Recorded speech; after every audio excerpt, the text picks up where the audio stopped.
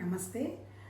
మనము భగవద్గీతని ప్రస్తుత పరిస్థితుల్లో ఎలా శ్రవణం చేసి, ఆ తర్వాత దాన్ని మళ్ళీ మాటి మాటికి మననం చేసుకొని, ఇంకా ఏంటంటే ఆ ధ్యాసలో ఎలా ఉండాలి మనం మాట్లాడుకుంటున్నాం. అసలెందుకు భగవద్గీత? అసలెందుకు చదవాలి? ఈ భగవద్గీత ఎందుకు? ఈ దేవుడు ఎందుకు? ఈ పూజలు ఎందుకు? ఈ పునస్కారాలు ఎందుకు? ఎందుకు అంటే నిజం చెప్పాలంటే మనం 100% వండర్ఫుల్గా 24 గంటలు ఒక ఆనందాన్ని, సంతోషాన్ని ఆ తర్వాత ఎక్స్‌ప్లోర్ చేస్తున్నాం అనుకోండి. అసలు నిజం చెప్పాలంటే ఏం అవసరం లేదు. 100% అవసరం లేదు. కానీ అలా ఎంతమంది ఉండగలుగుతారు? నూటికి ఈవెన్ స్వామీజీల దగ్గర నుంచి మామూలు అజ్ఞానుల వరకు. అజ్ఞానం అంటే ఏం లేదు. అంటే ఏమి తెలియని స్థితి వరకు ఎప్పుడో ఒకప్పుడు ఒక మనసుకు ఒక బాధ అంటుతూనే ఉంటుంది. ఎందుకు అంటుతుంది? మనసు అనేవాడికి ఆలోచన ఉంటుంది కాబట్టి. అసలు మనసు అంటే ఏంటి? మనసు అంటే అది ఎక్కడో ఒక ముద్దలాగనో ఏదో పెట్టుండదు. నీకు మనసు ఏమన్నా ఉందా అంటారు. అసలు నీకు బుద్ధి ఉందా అంటారు. ఇంకా ఏమంటారు? అసలు నీ చిత్తం పనిచేయటం లేదా అంటారు. అంటే అర్థం ఏంటి? మనమే మన రోజువారీ భాషలో మన ఋషులు వాళ్ళు సాధన చేస్తూ వాళ్ళ అనుభవానికి తెచ్చుకొని మనకి మామూలు భాష రూపంలో వాళ్ళు చెప్పబడ్డారప్ప. విధి అంతే, విధిరాత ఎవరు తప్పించలేదు. వీడి కర్మ అంతే, చేసుకున్న వాడికి చేసుకున్న మహాదేవ వాడు అలాంటి కర్మ చేశాడు, ఇలా అనుభవిస్తున్నాడు. ఇలా మనం ప్రతిదీ అనుక్షణం ఇలాంటి మాటలు మాట్లాడుతూ ఉంటాం. ఏంటి ఆ మాటలకు అర్థం? ఎక్కడ ఈ కర్మ గీత రాత? నిజంగా ఎక్కడ కర్మ గీత రాత అని చెప్పలేదబ్బా. మన మనసువే ఇవన్నీ. అంటే ఏంటి? నిజం చెప్పాలంటే మన మనసు తప్ప ఇంకా ఏమీ లేదు. ఈ మనసుని ఎలా ఉపయోగించుకొని, ఎలా ఈ మనసును దాటితే మనం వండర్ఫుల్గా ఉంటామో మన ఋషులు చెప్పారు. మనసును దాటడం అంటే ఏంటి? ఇప్పుడు మనం ఏంటి? మనం వీఆర్ విక్టిమైజ్డ్ బై మన మనసు, అంతే కదా. మనం మనసు చేత చేస్తున్నామా, త్రూ మనసు చేస్తున్నామా అని ఆలోచన చేస్తే మనం శరీరంతో త్రూ చేయడం లేదు, శరీరంతో చేస్తున్నాము, మనసుతో చేస్తున్నాము. ఇప్పుడు ఇక్కడ వీళ్ళు చెప్పిన ఆధ్యాత్మిక సాధనం ఏంటి? Through body, through mind. అంటే అర్థం ఏంటి? అంటే మనం మనసుతో మన ద్వారా మనసు పనిచేస్తుంది, మన ద్వారా శరీరం పనిచేస్తుంది. అంటే అర్థం ఏంటి? అప్పుడు మనం వలే కాదు, నా మనసు ఇట్టు చెప్పిందండి, నేను చేయలేకపోయినాను, నేను ఆలోచనలు ఆపలేకపోయినాను అంటున్నాను. కాకపోతే నువ్వు మనసు ద్వారా కనుక పనిచేసే శక్తి ఉంటే నువ్వు అలాంటి కంప్లైంట్స్ ఇవ్వవు. నీకు తెలుసు ఒకవేళ పొరపాటున జరిగింది, ఎట్లా how you have to come out అనే విషయం నీకు తెలుసు. అలా ఎలా నువ్వు 100% జీవించాలో మాత్రమే భగవద్గీత చెప్పిందబ్బా. ప్లీజ్ అర్థం చేసుకోండి. సనాతన ధర్మం అంటే ఏదో ఆచారాలు, సాంప్రదాయాలు, గుడులు, గోపురాలు, అనుష్ఠాలు. నిజం చెప్పాలంటే జ్ఞానకాండలు ఇవేమీ చెప్పలా. మరి ఎందుకు అవన్నీ చెప్పాల్సిన అవసరం ఏమొచ్చింది? మరి శంకరాచార్య గారు 1500 సంవత్సరాల నాడే ఈ యజ్ఞబలులు, గిలులు ఇవన్నీ ఉన్నాయి కదా. లాస్ట్లో నువ్వు లేని వాడికి నామం పెట్టాను, రూపం పెట్టానని ఆ శివుణ్ణి పట్టుకొని ఏడ్చిన వాడు అప్పుడు చెప్పి ఖండించవచ్చు కదా. అప్పుడు మనుషుల్ని మంచి దారిలో పెట్టచ్చు కదా. నిజం చెప్పాలంటే బౌద్ధిజం స్మాష్ అవ్వడానికి కారణం శంకరాచార్య గారే. ఏంటిది బౌద్ధిజంది?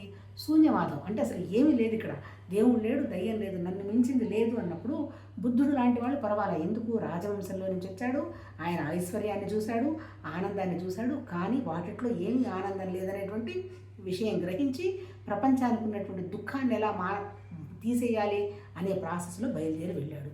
ప్రయత్నం చేశాడు. చేసి చివరికి ఆయన ఏం గ్రహించాడు? ఏమీ లేదయ్యా, నీ బుద్ధిని నువ్వు పర్ఫెక్ట్ చేసుకుంటే, బుద్ధిని నువ్వు అష్టాంగ మార్గం పెట్టి బుద్ధిని నువ్వు కోరికలు లేకుండా కనుక చేసుకుంటే నువ్వే అంతా అని చెప్పాడు. అక్కడ ఎక్కడ నేను లేనిది ఏదో ఉంది అనేటువంటి విషయాన్ని బుద్ధుడు ఎక్కడ చెప్పాలంటే ఏంటి? దేవుడు ఉన్నాడని కానీ, ఈ ఆచారాలు పద్ధతులు కరెక్ట్ అని కానీ వీటన్నిటిని 100% ఖండించాడు. అంటే అసలు అవి లేవు పొమ్మన్నాడు. అలాంటి సిచ్యువేషన్లు ఎలా అయిపోయింది?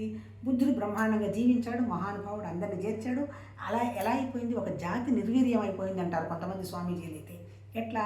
అశోకుడు పరిపాలిస్తున్నాడు, అశోకుడు యుద్ధం చేయలే. అంటే ఏంటి? భారతదేశం అంతా ముక్కలు ముక్కలుగా కావడానికి కారణం ఎందుకంటే ధైర్యము, సాహసాలు, వాళ్ళని వీళ్ళని చంపటం, ఈ సిచ్యువేషను, రాజరికాలన్నీ కూడా కొంచెం కొంచెం డైల్యూట్ అయినాయి. ఎందుకంటే ఆయన రాజు కాబట్టి ఆటోమేటిక్ అందరూ ఆయన అట్రాక్ట్ చేశారు. అంతవరకు బాగానే ఉంది. తర్వాత ఇంకోటి ఏంటి? ఆ బౌద్ధారామాలు ఉన్నాయి కదా, ఆ బౌద్ధారామాలు బుద్ధుడు చనిపోయిన తర్వాత మళ్ళీ 2 మార్గాలుగా మారిపోయినారు వాళ్ళు. హీనయానం, మహాయానం. బుద్ధుడికి విగ్రహారాధనే లేదు, బ్రాహ్మణత్వం లేదు, దేవుడు లేడు, దయ్యం లేదు. ఇట్లా ప్రశ్నించినటువంటి బుద్ధుడు పోయిన వెంటనే మామూలు మనుషులేగా ఎక్కడున్నా ఈ మనుషులు ఏం చేశారు? పోయి హీనయానం, మహాయానం అని పెట్టేసి, హీనయానం అంటే ఏంటి? బుద్ధుని నేను పూజిస్తాను అని విగ్రహారాధన పెట్టారు. మహాయానం ఏంటి బుద్ధుడికి వాళ్ళ విగ్రహం లేదు కదా అని వాళ్ళు పెట్టారు. రకరకాలుగా వెళ్ళిపోయి చివరికి మాట్లాడకూడదు. కానీ ఆ ఆరామాలు ఉంటాయి కదా, బౌద్ధారామాలన్నీ, అవన్నీ కూడా వేరే వేరే పిచ్చి పనులు చేయడానికి ఆరామంగా మారిపోయినట్ట. కారణం ఏంటి? వాళ్ళని ఫాలో చేసేటువంటి ఒక మనిషి లేకపోవటం. ఇటువంటి స్థితిలో సమాజం అంతా ఎలా ఉంది? గోలగాల ఉంది. అప్పుడే చారువాకుడు అనేవాడు ఇంకొకటి సీన్లోకి వచ్చాడట. చారువాకుడు ఏంటి? దేవుడు లేడు, గోగురు లేదు, నాస్తికవాదం. హాయిగా అప్పు చెయ్యి, సుఖంగా ఉండు, నీకు తోచినంత వరకు అనుభవించు, వెళ్ళిపో. మళ్ళీ వాళ్ళు వచ్చి వీళ్ళు ఉన్నారని ఎవరు చెప్పారు అని చారువాక సిద్ధాంతం వచ్చింది. అలాంటప్పుడు తర్వాత ఇంకోటి ఏంటి? ఈ వేదాలు ఆచారాలు వాళ్ళు విషయాన్ని అర్థం చేసుకోరు. అంటే ఏంటి? నానుష్ఠానమే కరెక్ట్ అని ఎవరు వీళ్ళు ద్వైతం అంటారు కదా, ఎవరు మన ఈశ్వరతత్వం వాళ్ళు, నా తప్ప ఇంకోటి లేదని నామం పెట్టుకుంటారు విష్ణుమూర్తి. వాళ్ళకి సంబంధించిన వాళ్ళు కొట్టుకొని చచ్చిపోయినారంటే ఏంటి? మన దేశంలో మతం కోసం చచ్చిపోయినట్టుగా రాజ్యం కోసం కూడా చచ్చిపోలేదుట. అంటే ఏంటి? అహం. అంటే మాదే కరెక్ట్ అనేటువంటి విషయం గోలపడుతున్నారు తప్ప అసలు సత్యం ఏందనేటువంటి విషయానికి వెళ్ళాల. అటువంటి సిచ్యువేషన్లో మన శంకరాచార్య గారు వచ్చి ఆయన మొత్తం భారతదేశం అంతా తిరిగి 4 పీఠాలు ఏర్పాటు చేసి ఏంటి తర్వాత ఆయన కాలం చేసి వెళ్ళిపోయారు. ఈ పీఠాలు వేస్తున్న క్రమంలోనే ఆయన జ్ఞానం అనేటువంటి విషయాన్ని కూడా ప్రాసెస్ చేశారు. అంటే ఏంటి? మనిషి అనే మనసు ఉన్నటువంటి మనిషి ఏ రకంగా తనకి పరమాత్మతత్వంలో నుంచి వచ్చినటువంటి ఈ జీవత్వాన్ని ఉపయోగించి సంతోషంగా ఉండాలని ఆయన చెప్పడం జరిగింది. ఇంకా ముందుకెళితే మన ఋషులు మన 5,000, 6,000, 10,000 మనం చెప్పలేం. కానీ ఒక్కొక్క ఋషి వాడు పరమాత్మతత్వం కోసం ఎట్లా మనిషి ఈ మరణాన్ని జయించాలి, అసలు నిజంగా ఈ పుట్టుకలేంది, ఈ జబ్బులేంది, అంతే కదా. మన సనాతన ధర్మం అంటే ఏంటి? నిత్య నూతనం. అప్పుడు మనిషి బతికాడు, ఇప్పుడు మనిషి బతుకుతున్నాడు. అప్పుడు ఆ మనిషికి మనసు కోరికలు ఉన్నాయి, ఇప్పుడు ఈ మనిషి కోరికలు ఉన్నాయి. కాకపోతే వివేకం. అందుకని ఏం చేశారు? ఆ వివేకం పొందించుకోవడం కోసం వాళ్ళు పరమాత్మతత్వం, భగవతత్వం అన్నీ కోసం వెతికి, వీటన్నిటికంటే ముఖ్యం మన మనసేదో దీని గందరగోళంగా ఉంది, దీని ముందు మనం కొంచెం దీన్ని ఒక పద్ధతిలో పెట్టుకుందామని వాళ్ళు కొన్ని రూల్స్ రెగ్యులేషన్స్ పెట్టారు. నిజం చెప్పాలంటే నాకు అర్థమైంది అయితే ఈ ఉపనిషత్తుల సారం అంతా కూడా ఈ రూల్స్ రెగ్యులేషన్సే. వాళ్ళకి అర్థమైంది, వాళ్ళు చేశారు. తర్వాత ఇదంతా ఏం చేశాడు వేదవ్యాసుడు? ఇదంతా ఏంది రకరకాలుగా ఉంది అని చెప్పి ఆ మహానుభావుడు ఆ ఋషుల తత్వాలన్నీ మరి వాళ్ళు ఓరల్గా చెప్తే శిష్యుల దగ్గర నుంచి అందిపుచ్చుకున్నాడో, లేదంటే తాళపత్ర గ్రంథాల్లో మర్రాకుల మీద రాసిన అందిపుచ్చుకున్నాడో మనకు తెలియదు. కానీ ఆయన చేశాడో, ఆయనకు ఒక టీం ఉందో, ఇవన్నీ ఎవరికి తెలియదు. ఇవన్నీ కూడా ఎవరి వాళ్ళ మానసిక స్థితిని బట్టి ఇది అయి ఉండొచ్చు, అది అయి ఉండకూడదు అనేటువంటిదే తప్ప ఇది 100% అనేవి చెప్పడానికి మన దగ్గర ఆధారాలు లేవు.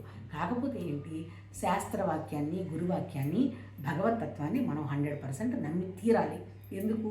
అది నమ్ముతున్నందువల్ల మనకు వస్తున్నటువంటి ఆనందం ఏదో మనకు తెలుసు. అందుకని ఏమన్నాడు? దాన్ని ఫెయిత్ అన్నారు. ఫెయిత్ అంటే ఏంటి? బ్లైండ్ ఫెయితే. ఫెయిత్ అంటేనే నమ్మకం. నమ్మకం అంటే నువ్వు ప్రూఫ్గా చూసుకున్నది కాదు కదా. ఆ ఫెయిత్ ఇప్పుడు ఏం చేస్తున్నాడు వ్యాస భగవానుడు? అన్ని క్రోడీకరించి 4 వేదాలుగా రాసి, ఏది ఋగ్వేదం, యజుర్వేదం, సామవేదం, అథర్వవేదం, తర్వాత ఉపవేదాలు, వేదాంగాలు రాసి అల్టిమేట్గా ఉపనిషత్తులు రాశారు. ఆ ఉపనిషత్తుల సారాన్నంతా క్రోడీకరించి బ్రహ్మసూత్రాలు, భగవద్గీత రాశాడు. ఈ ఉపనిషత్తులు, బ్రహ్మసూత్రాలు, భగవద్గీత మన జ్ఞానానికి సంబంధించింది. వేదాలు ఏం చెప్పారు? నిజం చెప్పాలంటే వేదం అంటే తెలుసుకోవటం అని అర్థం. అప్ప ఇంకంతకంటే ఏం లేదు. ఏం తెలుసుకోవాలి అంటే అసలు మనం ఉన్నామా, మనం ఏం చేస్తాము, ఎలా ఉన్నాము, ఎలా వెళ్ళిపోతాము, ఏంటి ఈ సృష్టి ఏంది అని తెల్లవారు నిద్ర లేచినప్పటి నుంచి రాత్రి పడుకోబోయేంత వరకు మన మనసు ఆర్గనైజ్డ్గా ఉండడానికి, నిశ్చలంగా ఉండడానికి, మన బుద్ధి మంచి డెసిషన్స్ తీసుకోవడానికి ఎలా మన లైఫ్ ఉండాలి అనే విషయంగా పాపం వాళ్ళు రూల్స్ రూపొందించారు. చివరికి ఏంది? మనిషి అనేవాడే అసలు ఎందుకు వచ్చాను నేను అంటే, అసలు సృష్టి ఎందుకు జరిగింది అంటే, వైహవ్ అనే ఇవాకు కారణం ఎవరికి తెలియదు. సృష్టి వ్యక్తమైందంటే సృష్టి కూర్చొని చేసిన వాడు కూడా ఎవరు లేరు. ఒక శక్తి ఉంది, శక్తి ద్వారా వ్యక్తమైందన్నారు. మరి నా జన్మకు కారణం ఏంది? నేను బాగానే ఉన్నాను కదా, ఏంటి మాట్లాడుతున్నాను అంటే, నీ జన్మకు కారణం కూడా అజ్ఞానమే అంటాడు. అజ్ఞానం అంటే ఏంటి? పూర్తి జ్ఞానం లేదని వాడు హాయిగా అన్ని పనులు చేయడం వచ్చు, వివరం ఏం జరుగుతుందో తెలుసు, గొడవ అంతా తెలుసు. కానీ నేను ఎప్పుడు వచ్చాను? సరే ఏదో పెద్దవాళ్ళు చెప్పారు వచ్చానన్నాను. నేను ఎప్పుడు పోతాను తెలియదు. మరి ఏంటి ఈ జన్మలో వస్తున్నటువంటి విషయం ఏంటి? ఈ ఆలోచనలు ఏంటి? ఈ కోరికలు ఏంటి? నా చుట్టుపక్కల ఉన్నటువంటి మనుషులు ఏంటి? నేను తయారు చేసుకున్నటువంటి ఈ వస్తువులు ఏంటి వ్యవహారం అంటే ఇవి తెలిసిన వాళ్ళు లేరు, చెప్పగలిగిన వాళ్ళు లేరు. కాకపోతే ఒక సిద్ధాంతాన్ని రూపొందించి నీకు వస్తున్నటువంటి ఆలోచనలు, దుఃఖాలు, కష్టాలు, బాధలు, సంతోషాలకు అన్నిటికీ కారణం నీ సంస్కారాలు, నీ కోరికలు, నీ జ్ఞాపకాలు. వాటికి అనుగుణంగానే నీకు ఆలోచనలు వస్తున్నాయి, వాటి తెలంగాణ చేద్దామా వద్దా అనేటువంటి సంకల్పం వస్తుంది. నీ బుద్ధికి వివేకం వస్తే ఇలా బొమ్మ సంతోషంగా ఉంటా ఉంటుంది. నీ బుద్ధికి వివేకం లేకపోతే హ్యాపీగా ఎంజాయ్ చేయి, ఏమైతే జరుగుతుందని చెప్తుంది. అంటే ఇవన్నీ కారణాలు ఏంటి? నీ జ్ఞాపకాలు, నీ సంస్కారాలు. అందుకని నువ్వేం చేయాలి? నీ మనసును ఉపయోగించి కొంచెం ఎలర్ట్గా, విజిలెంట్గా ఉంటూ నీ అనవసర జ్ఞాపకాలు అంటే ఏంటి? తాత్కాలికంగా కొన్ని జ్ఞాపకాలు ఆనందాన్ని ఇస్తాయి, కానీ భవిష్యత్తులో పనికిరాదు. అందుకని భవిష్యత్తులో పనికొచ్చేటువంటి విషయంగా మనసుని దాంట్లో తిప్పుతూ నువ్వు ముందుకెళ్ళు అంటారు. మరి తిప్పాలంటే ఎలా? నీకు సాధ్యం కాదు కాబట్టి ఏదో ఒక అత్యద్భుతమైనటువంటి మన ఎవ్వరికీ తెలియనటువంటి ఒక శక్తి ఉంది. దాన్ని చూడలేవు, తర్వాత కదలదు, మెదలదు, మాట్లాడలేవు. ఆసక్తి నుంచి అంతా వచ్చినప్పుడు నువ్వు కూడా ఆసక్తి అయినప్పుడు మరి నీ దగ్గర మాత్రం ఆసక్తి ఉంది కదా, మరి నువ్వెందుకు బలహీనుండి నేను జీవుని అనుకుంటున్నావు? అందుకని నువ్వు చెయ్యాల్సింది ఏంటంటే జీవభావం తీసేసేయి, కాన్ఫిడెన్స్ పెంచుకో, ఇన్స్పైర్డ్గా ఉండు, యాక్టివ్గా ఉండు అని చెప్పారు. కానీ దేవుడి ముందు కూర్చొని నేను అడుక్కునే వాళ్ళగా నాకు అది ఇది అని చెప్పలే వాళ్ళు. నిజం చెప్పాలంటే మనమే చూడండి, మన తల్లిదండ్రులకి వెళ్ళి నేను సక్సెస్ అయినాను, వాట్ డూ యూ వాంట్ అని అడిగిన పిల్లల్ని చూసి తల్లిదండ్రులు సంతోషపడతారా? నేను అన్నీ పోగొట్టుకున్నాను, నాకేం లేదు, నా ఆరోగ్యం బాగాలేదు, మీ దగ్గర ఉన్నది నాకు ఇస్తే నేను హ్యాపీగా ఉంటానంటే తల్లిదండ్రులు సంతోషపడతారా? మన తల్లిదండ్రులు అంటే ఎవరు? దేవుడు లాంటి వండర్ఫుల్ శక్తి ఉన్నటువంటి ఒక పరమాత్మ తత్వం. ఆ పరమాత్మ తత్వం మనకేం చెప్పింది? ఇన్స్పైర్ అవ్వు, ఇన్స్పిరేషన్తో ఉండు. ఏదో మన వివేకానందుడు చెప్పిన వర్డ్స్ అదంతా కూడా ఉపనిషత్తుల్లోనే తప్ప మొత్తం అసలు సత్యమంతా ఆ మహర్షులు పరిశోధించి చించి వాళ్ళ ఆహారం ఎట్లుండాలి, పెళ్లి చేసుకున్న తర్వాత కాపురం ఎలా ఉండాలి, పెళ్లి చేసుకుని కాపురం చేస్తే పిల్లలు ఎలా పుడతారు, ఆ పిల్లల్ని ఎలా పెంచుకోవాలి, ఆ తర్వాత నువ్వు ఏదేమంటారు దాన్ని బాల్యం, యవ్వనం, కౌమార్యం, వానప్రస్థం, ఈ సిద్ధాంతాలన్నీ ఆ మహానుభావులు చెప్పి మన జన్మ ఉన్నది కేవలం మనం అనుభవాల్లో మనం నేర్చుకొని తెలివితేటలు పెంచుకొని మనం మారుతూ సత్యం అనేటువంటి విషయాన్ని అది నా దగ్గరే ఉందని గ్రహించడం అనేటువంటి ప్రిన్సిపుల్ భగవద్గీతలో చెప్పటం జరిగిందప్ప. అంతే తప్ప స్వర్గం ఉంది, నరకం ఉంది, అనుష్ఠానాలు ఉన్నాయి, దేవాలయాలు ఉన్నాయి, ఏమీ చెప్పలే వేదాల్లో. మనం తెలుసుకోవటమే వేదాల్లో చెప్పారు. మనం ఎప్పుడు తెలుసుకుంటాము? మనం తెలుసుకుంటే మనకు ప్రపంచం అంతా అర్థమైపోతుంది. అంటే నేను ఎప్పుడు సంతోషంగా ఉంటానని తెలిస్తే నేను ఎవరితో సంతోషంగా ఉంటాను, ఎక్కడ సంతోషంగా ఉంటానని నాకు తెలియదా? నా గురించే నాకు తెలియకపోతే ఎక్కడో ఏదో వస్తుందని, ఎవరో నాకు సంతోషాన్ని ఇస్తారని, ఎవరు ఏ వస్తువు వల్ల వస్తుందనేటువంటి నేను ఒక కన్ఫ్యూజన్లో ఉంటాను. ఈ కన్ఫ్యూజన్ ఎలా పోగొట్టుకోవాలనేటువంటి విషయాన్ని మన భగవద్గీత చెప్పిందప్ప. నిజంగా ఇది కనుక వింటే మన లైఫ్ ఈజ్ వండర్ఫుల్. కాకపోతే ఏంటి, మనం భౌతికంగా ఎప్పుడో కొన్ని వేల సంవత్సరాల నాడే మనమంతా అసలు ఈ కోరికలు వదలడం లేదు, ఎట్లా కూరుకొని పోతున్నామని ఆ రోజుల్లో రాస్తే, ఇప్పుడు మనం భౌతికంగా మన బుద్ధినంతా ఉపయోగించి ఇన్ని రకరకాల పరికరాలను కనుక్కొని ఎంత సుఖంగా ఇన్ని రకాల ఆహారాలు కనుక్కొని మరి ఇటువంటి భౌతిక ప్రపంచంలో నుంచి ఈ జనరేషన్ బయటపడి సత్యంతో ఉంటూ వండర్ఫుల్గా 24/7 ఆనందంగా ఉండి జీవించాలంటే కొంచెము కష్టమే. కాకపోతే ఈ జనరేషన్కి వచ్చినటువంటి ఇంకొక మంచి లక్షణం ఏంది? విషయాన్ని చిటికలో అర్థం చేసుకుంటారు. మీరే అబ్జర్వ్ చేయండి. మా అమ్మమ్మ వాళ్ళ అర్థం చేసుకున్న దానికంటే, అమ్మ అర్థం చేసుకున్న దానికంటే మనం బెటర్గా అర్థం చేసుకొని ఉండొచ్చు. ఎందుకు? ఈ ఇవల్యూషన్లో మన మనస్సు అంటే భౌతికంగా మనం ఇవాల్వ్ అయిపోతున్నాం, అందులో ఎవరు కాదని లేరు. పరమాత్మతత్వం ఇవాల్వ్ అవుతుంది, ఎందుకంటే ఉన్నది ఆల్రెడీ ఇవాల్వ్ అయ్యే ఉన్నది. మరి అట్లాగే నెక్స్ట్ జనరేషన్ ఎంత ఇవల్యూషన్ ఉంది వాళ్ళ దగ్గర. ఇలా చూస్తూనే ఇలా 2 సంవత్సరాల పిల్లవాడు ఏ వీడియో పెట్టుకొని చూడాలో నేర్చేసుకుంటున్నాడు. అంటే ఏంటి? అంత ఇవాల్వ్ అయి ఉన్నాడు. ఇలాంటి సిచ్యుయేషన్లో ఈ మనస్సుని ఒక స్థితికి కనుక పెట్టుకోకపోతే ఇంకా ఏ కండిషన్స్లో రాబోయే కాలంలో అసలు పనే లేదుట. పని లేనప్పుడు ఈ మనసు సంగతి ఏంటి? పాతకాలంలో హ్యాపీగా ఉండడానికి ఇప్పుడు కొద్ది గొప్ప ఈ సైకోసమాటిక్ ప్రాబ్లమ్స్ పట్టడానికి కారణం ఏంటి? పని లేకపోవటమే. ఎక్కడ పని? మనసుకు పని లేకపోవటమే. ఆ రోజుల్లో అసలు వాళ్ళ గురించి వాళ్ళకి ఆలోచించే తీరికే లేదు. ఇంకా నేను మా అమ్మ వరకు పర్వాలేదు, అమ్మమ్మ వాళ్ళు బియ్యము ఒడ్లు కూడా దంచుకునేవాళ్ళు. అంటే మిక్సీలు, గ్రైండర్లు లేవు. అంటే ఏం చేయాలన్నా, ఇల్లు శుభ్రం చేసుకోవాలన్నా 24/7 వాళ్ళకి ఒక్క క్షణం తీరిక లేదు. రాత్రిపూట పడుకున్నప్పుడు చెక్క బొమ్మలు పడుకున్నట్టు నిద్రపోయేవాళ్ళు.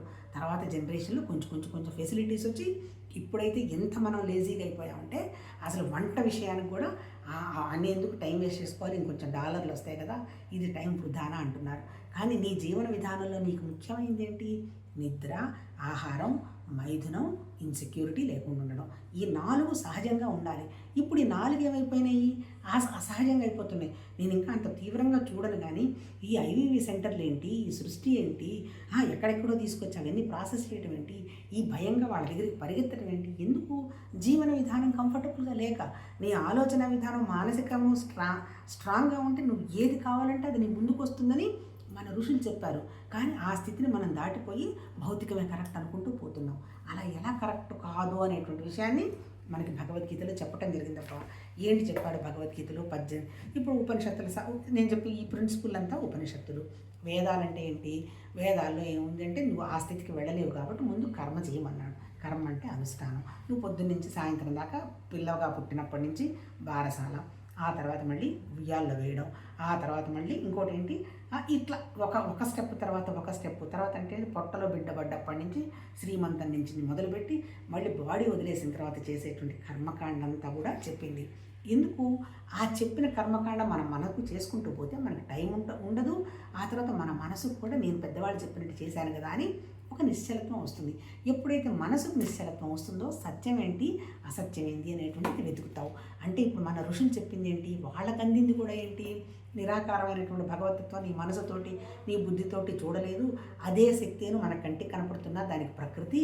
అందుకని వాళ్ళు ఏం చెప్పారు, అర్థం కాకుండా అంటే మనకు తెలియకుండా ఉన్న దాన్ని, మన లోపల ఉన్నటువంటి ఆలోచనలను వాటిని జ్ఞానం అన్నారు. మనం వ్యక్తం అవుతున్న దాన్ని ప్రకృతి అన్నారు. అందుకని స్త్రీలు ప్రకృతి, ఆ లోపల ఉన్నటువంటి జ్ఞానం లాంటి శక్తి పురుషుడు అని ఈ రెండింటినీ కలిపి సృష్టిని ఇంకా ముందుకు తీసుకెళ్ళడానికి ప్రాసెస్ చేశారు. అంతే జరిగింది. ఆ తర్వాత ఏం చెప్పారు, ఇప్పుడు ఈ జ్ఞానం అనేది ఏం చేయలేదు, దానికి చేసే శక్తి లేదు. మరి చేసేదంతా ఎవరు? ఈ ప్రకృతికే శక్తి ఉంది. కాకపోతే ప్రకృతికి ఆలోచించే శక్తి లేదు. అందుకని ఆ జ్ఞానం ఆలోచన చేస్తుంది, ప్రకృతి పనిచేస్తుంది. ప్రకృతి అంటే ఏంటి? మళ్ళీ మన దగ్గర ఉన్నటువంటి మన ప్రాణం. ఫస్ట్ సృష్టిలో వ్యక్తమైంది ఏంటి? ఒక చలనం జరిగింది, చలనం జరిగింది అంటంతో ఒక ప్రాణం వ్యక్తమైంది. ఆ ప్రాణం ఉందని ఎవరికి తెలిసింది? బుద్ధికి తెలిసింది. ఫస్ట్ వచ్చింది ఏంటి? క్రియేషన్లో లైఫ్ తర్వాత ఇంటలెక్ట్. ఎప్పుడైతే ఇంటలెక్ట్కి సీన్లోకి వచ్చిందో టైం ప్రాసెస్ అయింది. దాన్నే కాలం అన్నాడు. ఆ కాలాన్నే ఎందుకు కాలం అంటే కదిలిపోతూ ఉంటుంది, అలానే మన మనసు కదిలిపోతూ ఉంటుంది. ప్రాణం అంటే ఏంటి? కదిలిపోతూ ఉంటుంది. మనం కూడా పైకి బ్రీతింగ్ తీసుకుంటాం, కింద కుదులుతూ ఉంటాం. అంటే ఏంటి? మన దగ్గర ఉన్నటువంటి మన వ్యవహారంతో మన ఋషులు వాళ్ళ దగ్గర కూడా ఉన్నవి పాపం అవే కదా, దాన్ని బట్టి వాళ్ళు మనం ఎలా కంఫర్టబుల్గా లైఫ్ లీడ్ చేయాలని వాళ్ళు చెప్పారు. నిజం చెప్పాలంటే ఒక 3 జనరేషన్స్ వరకు అందరూ అదే స్థితిలో ఉన్నారు. ఆహారం కూడా దొరికేది కాదు, దొరికిన దాంతో ఉండేవాళ్ళు. కాకపోతే ఎప్పుడు ఆర్థిక ఇబ్బందులు ఉంటాయి, కానీ ఎవరికి మానసిక జబ్బులు అయితే ఆ రోజుల్లో లేవు. హాయిగా ఏదో దొరికింది తిని వాకిట్లో ఏదంటారు నులక మంచం వేసుకొని చంద్రుడిని చూస్తూ నిద్రపోయేవాళ్ళు. అది మా జనరేషన్ వరకు తెలుసు. నెక్స్ట్ వచ్చేసేటప్పటికి కొద్ది గొప్ప చదివిచ్చారు, చదువుకుంటే బాగుంటారు అని డబ్బులు రావడం మొదలైంది, ఆర్థిక వ్యవస్థలు బాగుపడ్డాయి. ఈ సిచ్యుయేషన్లో వీళ్ళకి ఇంకా మనకు భౌతికంగా అది ఉంటే బాగుంటుంది, ఇది ఉంటే బాగుంటుంది అనేటువంటి స్థితికి వచ్చాము. Nothing wrong. కాకపోతే దాన్ని ఎలా ఉపయోగించుకోవాలనేటువంటి జ్ఞానం కనుక మనకి ఉంటే మన ముందు ఏమున్నా ఏమి లేకపోయినా సమస్య లేదు. ఏమున్నా దేన్నైనా మనం మంచిగా వాడతాం. అలా వాడే విషయాన్ని భగవద్గీత చెప్పింది. మన దగ్గర ఉన్నవి 2, ఒకటి జ్ఞానం ఉంది, 2 ప్రాణం ఉంది, ఈ 2 కలిపినటువంటి శరీరం ఉంది. ఇప్పుడు అందరి దగ్గర అవే ఉన్నాయి మనిషి అన్న తర్వాత. ఇప్పుడు భగవద్గీత ఏం చెప్పాడు? నాయన యుద్ధం చేయని పొమ్మంటాడు అర్జునుడు. కృష్ణ భగవాన్ అంటాడు. నిజం చెప్పాలంటే భగవద్గీత మత గ్రంథం కాదు, మన మనసు మీద మనం ఎలా పనిచేసుకోవాలనేటువంటి చెప్పిందే ఈ గ్రంథం. ఇక్కడ ఏం చెప్తాడు? రాముడు కృష్ణుడు నామరూపాలు ఏం పెట్టాల, భగవాన్ అనే పదమే భగవద్గీతలో వాడటం జరిగింది. ఏమడుగుతాడు? నా వల్ల కావడలేదంతా నా బంధువులు ఇట్లాంటి వాళ్ళని చంపి నేను రాజ్యంలో కూర్చొని నేనేం సాధించాలి, నా వల్ల కాదంటాడు. అప్పుడు భగవాన్ అంటాడు, నిజమే నీకు ఆ స్థితి ఉందనుకో, నాకేం చేయాల్సిన అవసరం లేదు, నేనెందుకు చేయాలనేటువంటి స్థితి నీకుంటే నువ్వు నిజంగా 100% చేయక్కర్లేదు. కాకపోతే నువ్వు మాటలు మాత్రం వేదాంతం మాట్లాడుతున్నావు, నీ బుద్ధికి ఏమి విచక్షణ రాలేదు, భయం పోలేదు, కోరికలు పోలేదు, అది వచ్చిన దాకా నువ్వు ఈ సిద్ధాంతాలన్నీ పాటించు అని చెప్తాడు. ఎవరికి? ఇది మనకే. మనం కూడా అంతే కదా, వేదాంతం వండర్ఫుల్గా మాట్లాడతాం, కానీ మన ఇంటికి వచ్చి చూస్తే, మన ఇంటి పరిస్థితి చూసి, మన జీవన విధానం చూస్తే, ఓహో మన వేదాంతం మనకి ఎంత యాక్షన్లోకి వచ్చిందో మనకి తెలుస్తుంది. సో ఇప్పుడు అంటే ఏంటి? అందుకని ఏంటి? అసలు ఏమి మాట్లాడలేదు, వండర్ఫుల్ మాట్లాడావు, దాన్ని నువ్వు ఆచరణ చేసుకోకపోతే నేను ఎత్తి మీద ఉన్నటువంటి తట్ట. అంటే ఏంటి?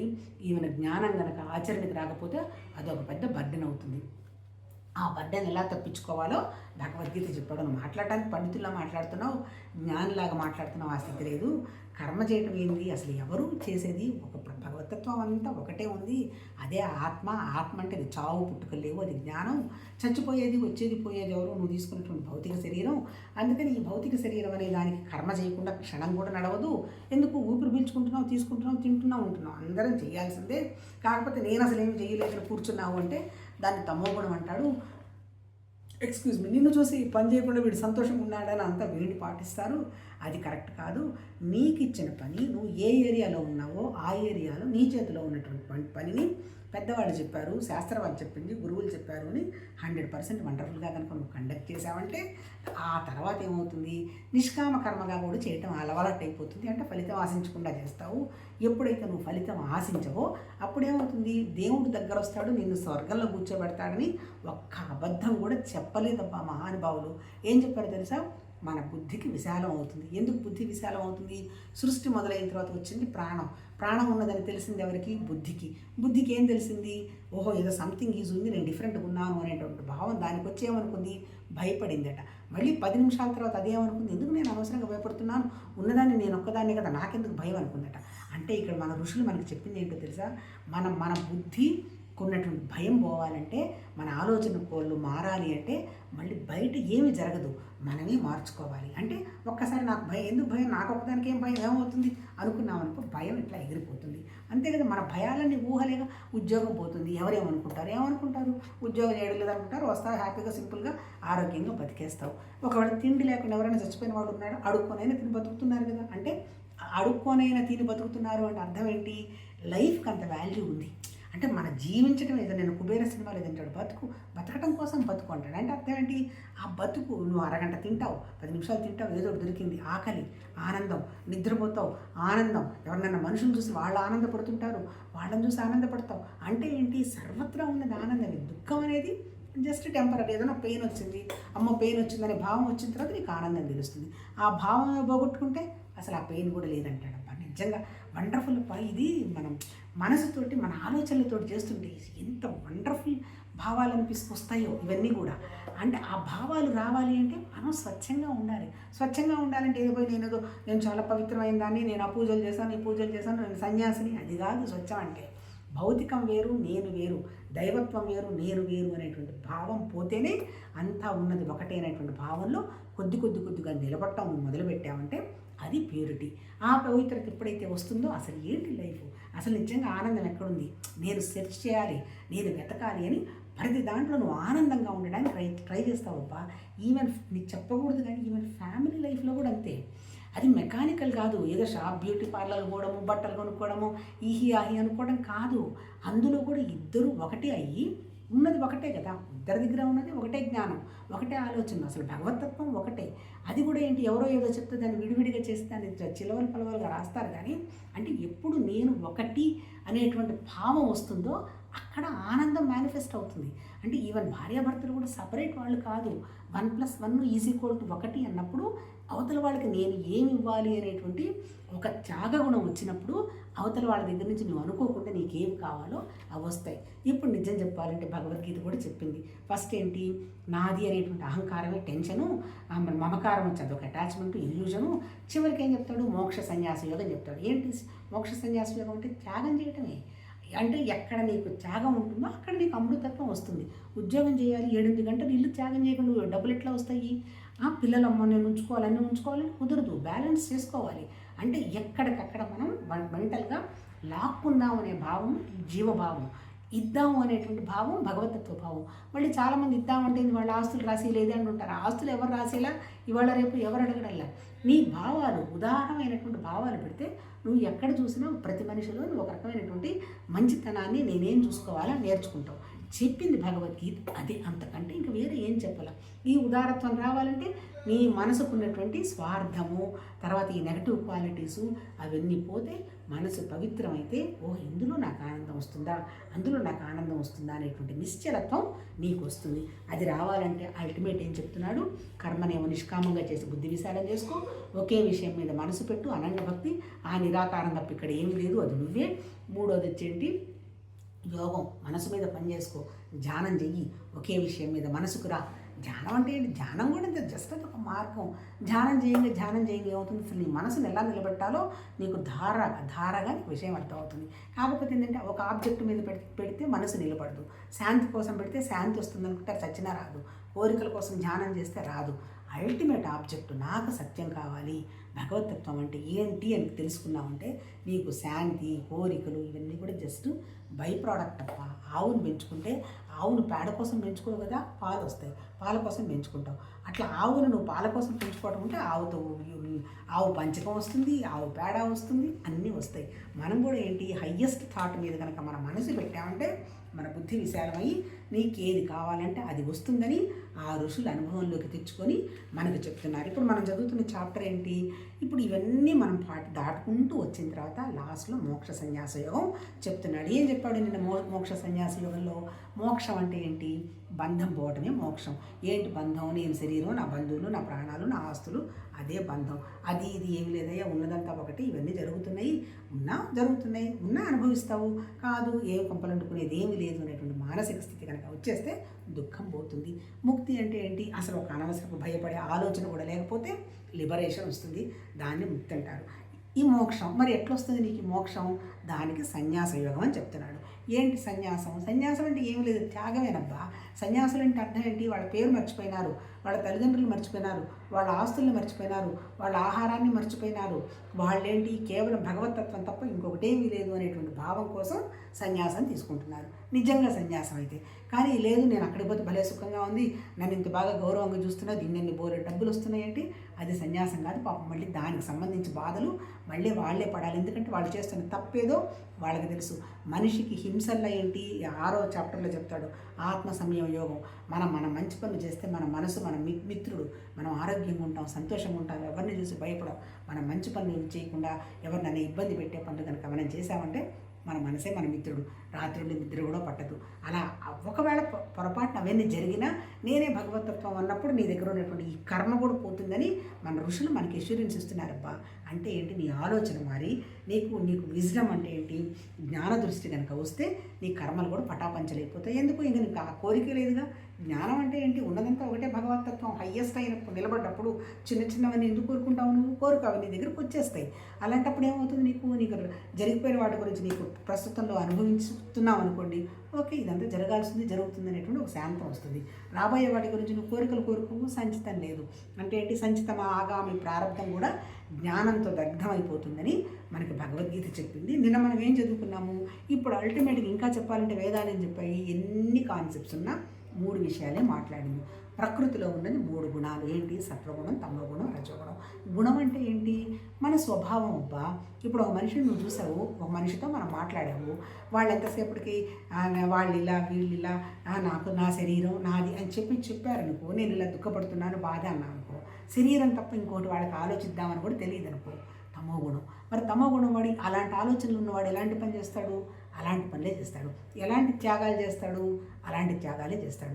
అంటే చెప్పింది ఏంటి? కర్మకు వచ్చేమో తమోగుణం వాడు ఎలా పనిచేస్తాడు, రాజయోగం అంటే మనసు నిలబడదామని చేస్తున్న తమోగుణం వాడు ఎలా ఉంటాడు, అంటే తర్వాత త్యాగం చేసేవాడు ఎలా ఉంటాడు. ఇప్పుడు ఈ మోక్ష సన్యాస యోగంలో చెప్పింది త్యాగం కూడా. తమోగుణం వాడి త్యాగం ఎలా ఉంటుంది? వాడు ఎవరికి డబ్బులు ఇవ్వాలో ఎవరికి ఇవ్వాలో తెలియకూడదు, నా దగ్గర ఇచ్చింది వాడికి ఉపయోగపడుతుందా లేదా అనేది కూడా తెలియకుండా మూర్ఖంగా అజ్ఞానంగా చేస్తాడు. రజోగుణం వాడి త్యాగం ఎట్లా ఉంది? గుళ్ళో చిన్న ఫ్యాన్కి ఒక రెక్కే ఇచ్చినా వాడి పేరు పడాలి అక్కడ, సుబ్బారావు గారి ధర్మం. ఎందుకు అంటే ఇచ్చింది తెలియాలన్నమాట. అంటే నేను కాబట్టి దానం చేశాను, నాకు లాభం వస్తుంది అనుకుంటాడు. సత్వగుణం వాడితే లాభం ఇవడి చేసింది కూడా ఎవరికి చెప్పడు. ఓహో ఇదంతా కూడా భగవతత్వంలో ఇలా జరిగిపోతుంది కదా అంటాడు. అంటే ఒక శాంత స్వభావం వస్తుంది.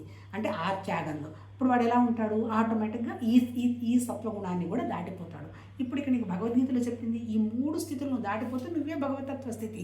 కానీ నేను నాపకుండా పట్టుకుంటున్నది ఏంటి? నీ స్వభావం పట్టుకుంటుంది. ఇప్పుడు నువ్వు చేయాల్సింది ఏంటి? స్వభావం మార్చుకో. నేను జస్ట్ ఈ జీవభావం అనేది జస్ట్ ఒక స్వభావం, ఇదేం జీవభావం కాదు. నా దగ్గరే భగవతత్వ శక్తి ఉందని ఇంతమంది ఋషులు చెప్తున్నారు, నేనెందుకు కాకుండా పోవాలి అని. అప్పుడు నువ్వు ఏ పని చేస్తున్నా నేను తమో గుణంలో తెలియకుండా అజ్ఞానంగా నిద్రగా మత్తుగా చేస్తున్నానా? లేదు, నాకు కాదన్నా వాళ్ళు నన్ను మెచ్చుకుంటారు, భలే చేస్తున్నాను అనే భావంతో చేస్తున్నానా? లేదు బాబాయ్ భగవతత్వంలో నేను ఒక పరికరంగా ఉన్నాను అనే భావం చేస్తున్నాను అనేటువంటి విషయం నిన్ను నువ్వు పరిశీలించుకొని చెప్పారు. మాటలు చదవకుండానే 30 నిమిషాలు అయిపోయింది. నిన్న మనము సత్వగుణ త్యాగము, రజోగుణ త్యాగము, తమోగుణ త్యాగం ఎలా ఉన్నాయని మాట్లాడుకున్నాము. ఇది మనల్ని పరిశీలించుకోవటమే భగవద్గీత చెప్పిందప్ప. నాకు ఒక పిచ్చి ఆలోచన వచ్చింది, భయపడుతున్నాను. ఎందుకు నేను భయపడుతున్నాను? ఎవరు భయపడుతున్నాను? అత్తగారుగా భయపడుతున్నానా? తల్లిగా భయపడుతున్నానా? భార్యగా భయపడుతున్నానా? నాయనమ్మగా భయపడుతున్నానా? జస్ట్ ఇవన్నీ పాత్రలు. నా రోల్ ఏమన్నా ఉందా అక్కడ కండక్ట్ చేయడానికి? నా రోల్ అంటే నా ద్వారా జరగాల్సినటువంటి భగవతత్వ పని ఏమన్నా ఉందా?